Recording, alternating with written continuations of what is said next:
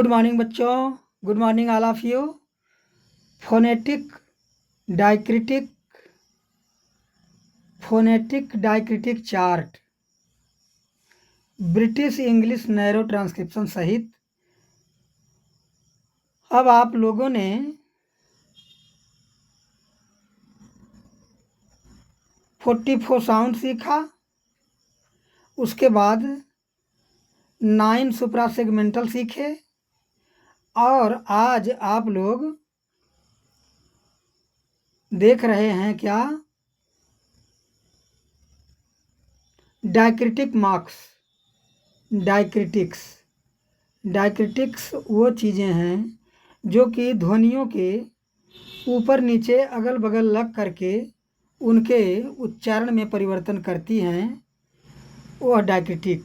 तो एक डायक्रिटिक नंबर 1 यहाँ है, वॉइसलेस, अघोष, यानी यह चिन्ह जब लग जाता है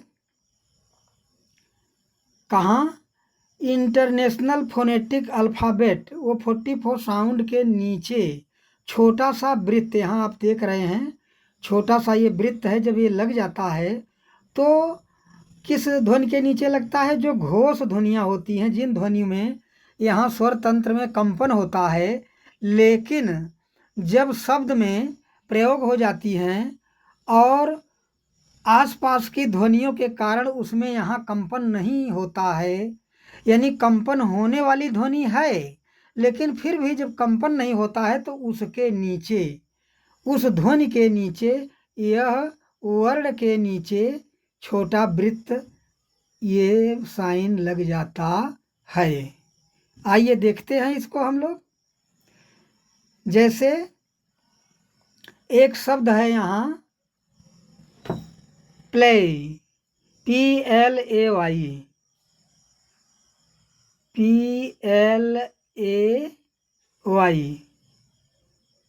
जब आगे जाएंगे, इसका जब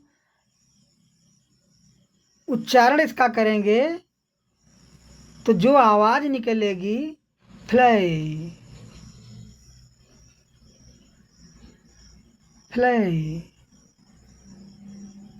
तो यहाँ ल ध्वनि है, ये क्या हुआ?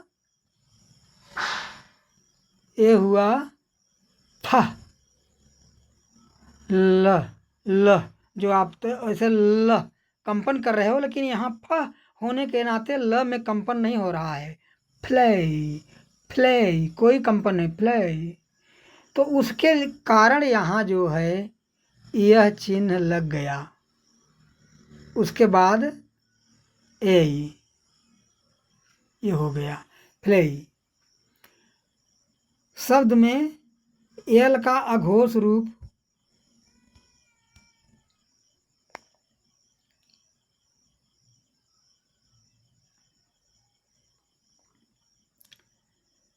जब फ के बाद आता है तो इस ल ध्वनि अघोष हो जाता है, यानी घोष ध्वनि है, यहाँ कंपन होने वाले करके उत्पन्न होने वाली ध्वनि है, लेकिन कंपन नहीं होता है। इसको बोल करके, उच्चारण करके इसका अनुभव किया जा सकता है, फ्लाई, क्योंकि इसके पहले की ध्वनि जो है ऐसी है कि इसमें कंपन नहीं होगा, फ्लाई। उसके लिए यह चिन्ह यहाँ लगाया गया है। जब कोई सामान्य संघोष ध्वनि, देखिए वर्णन में, जब कोई सामान्य संघोष ध्वनि का मतलब कि गले में कंपन, वोकल कॉर्ड में कंपन होने वाली ध्वनि बिना स्वरतंत्री कंपन के बोली जाती है, तब यह चिन्ह लगता है। ऐसे ही हम चिन्ह को लगा करके और अपने उच्चारण का अभ्यास कर सकते हैं। इसी तरह अब आया आपके सामने डायक्रिटिक्स नंबर 2, महाप्राण का मतलब यह वह ध्वनि है जहाँ मुख से ज़्यादा हवा निकलता है और स्वर तंत्री कंपन नहीं करती है, वायु का झोंका मिलता है, तो यह चिन्ह मिलता है। और यह चिन्ह लगता कहाँ है? यह जो है वर्ण के बाद छोटा सा एच करके लगता है, जैसे कि आप यहाँ उदाहरण में देख सकते हैं।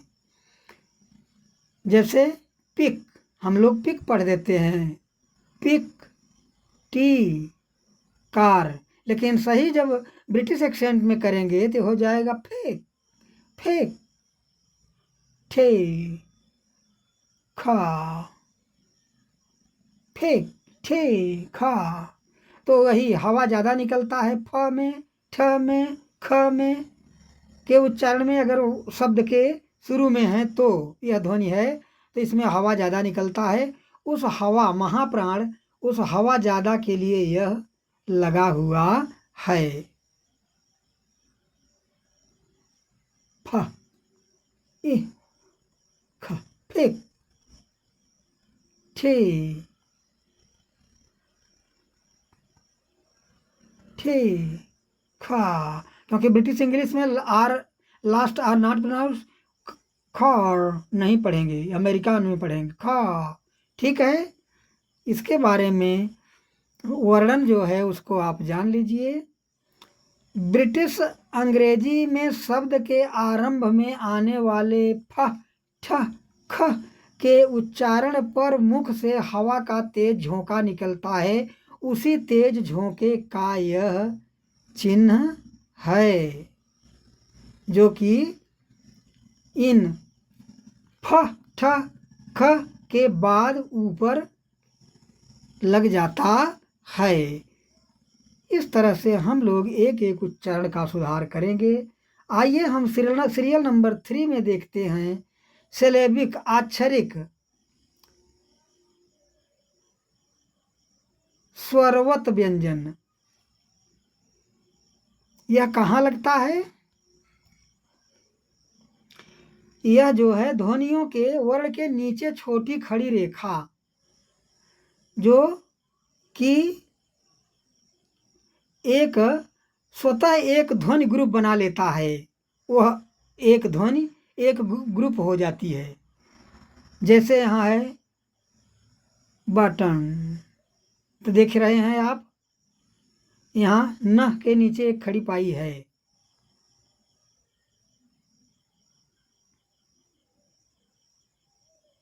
बह,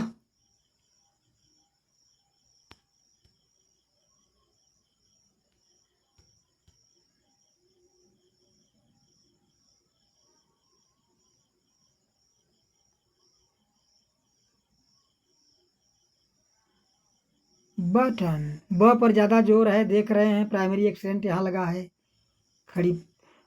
अह, वाह, अह, ट, ट के बाद देख रहे हैं सिलेबल डिवीजन है जो आप पढ़े अभी।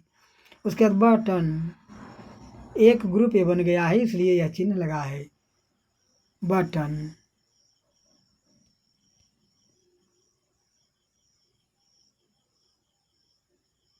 बॉटल, बॉटल, यहाँ सिलेबिक ल हो गया है बॉटल।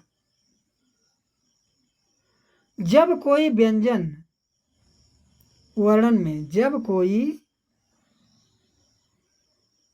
कोई व्यंजन स्वर के बिना, इस व्यंजन में स्वर नहीं है, न में है और न ल में, क्योंकि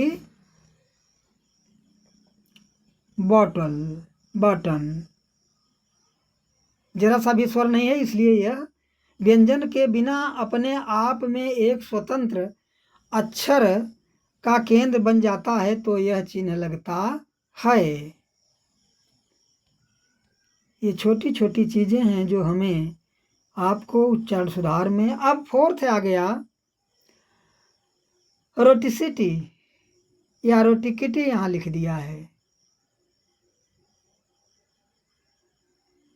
की ध्वनि का प्रभाव।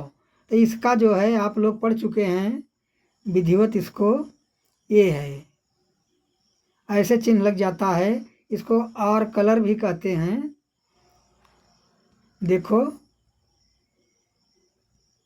वर्ण के साथ हुक या मॉडिफायर की तरह, वर्ण के साथ। चलो देखते हैं।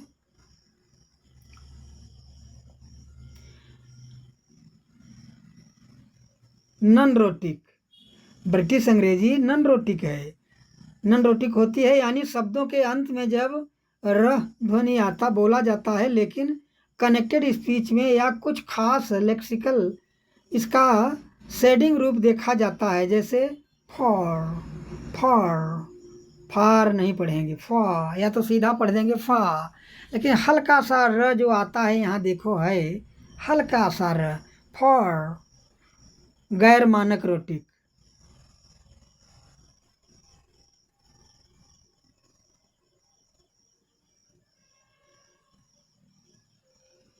खर, फर,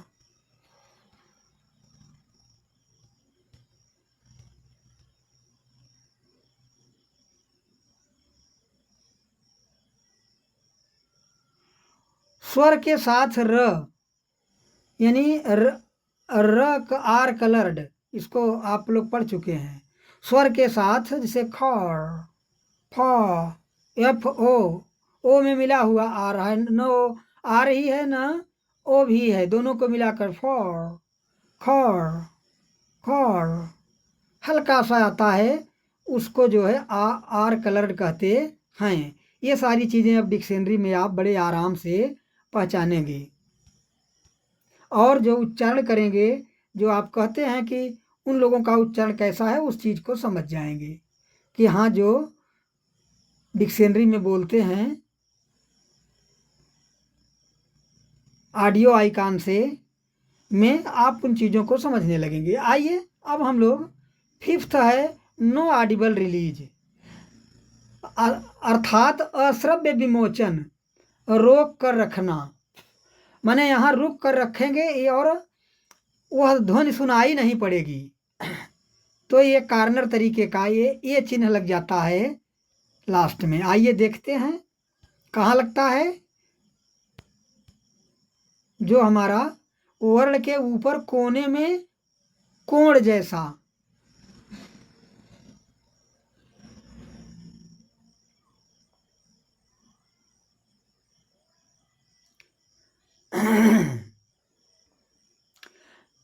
जैसे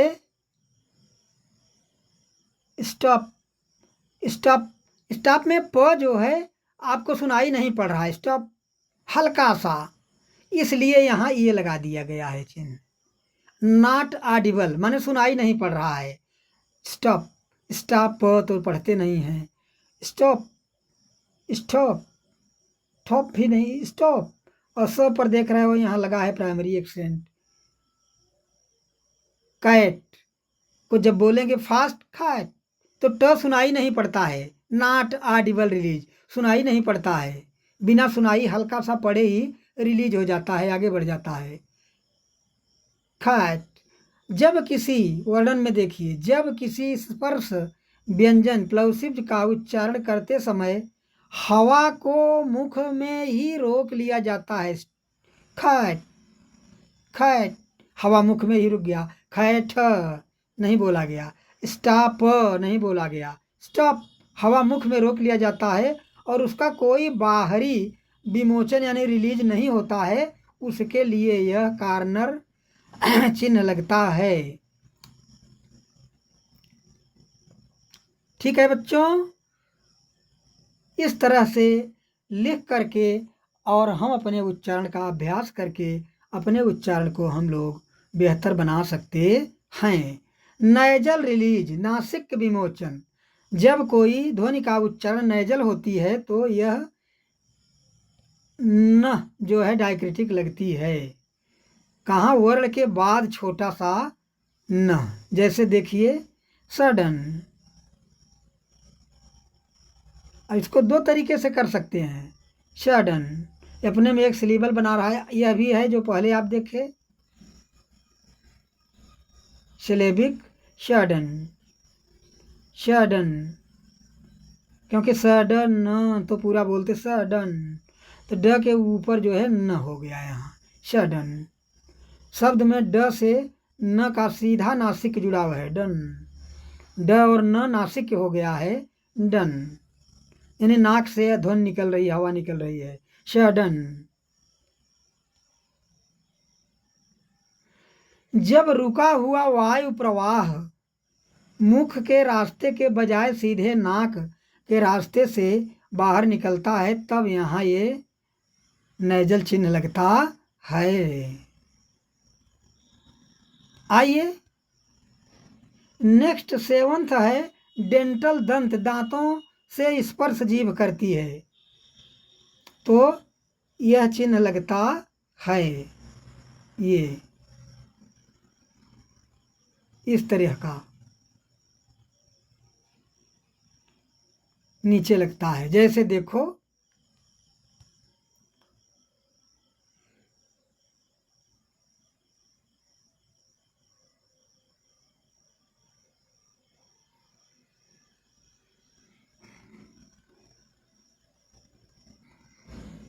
विंट, ये क्या है यहाँ वर्ड नहीं लिखा है, WINTER, WINTER,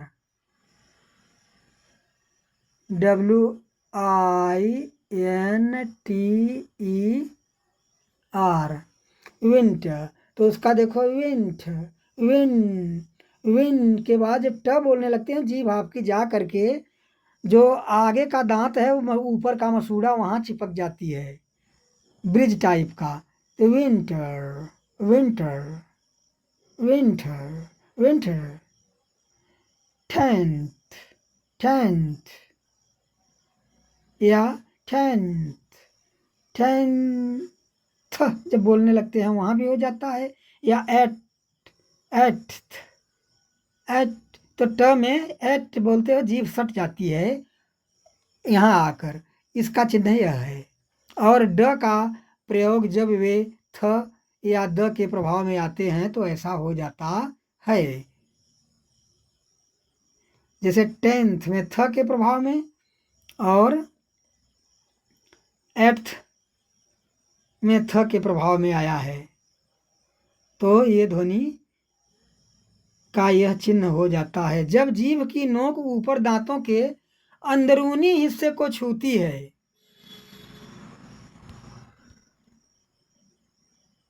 तब यह होता है।